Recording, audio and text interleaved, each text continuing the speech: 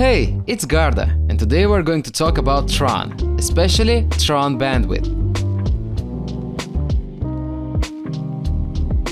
First of all, let's send some TRX from one wallet to another.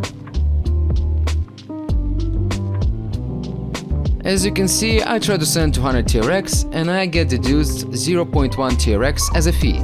That's because I'm sending my crypto to a new, not activated wallet. Also, I can choose to include or not this fee into transaction.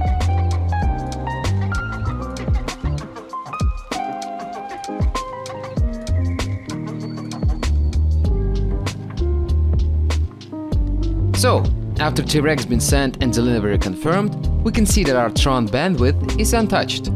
If we send the same amount to the same wallet, this time our bandwidth will be used for a transaction, because this wallet just received TRX, so it got activated. Now, let's learn more about Tron Bandwidth. It allows you to perform transactions on the Tron mainnet without paying any gas fees. Transactions are transmitted and stored in the network in byte arrays. Bandwidth points used in a transaction equals to the size of its byte array. If the length of a byte array is 200, then the transaction consumes 200 bandwidth points. Basically, bandwidth points are the number of bytes that you can use per day. As you can see, our transaction took us 259 bandwidth points.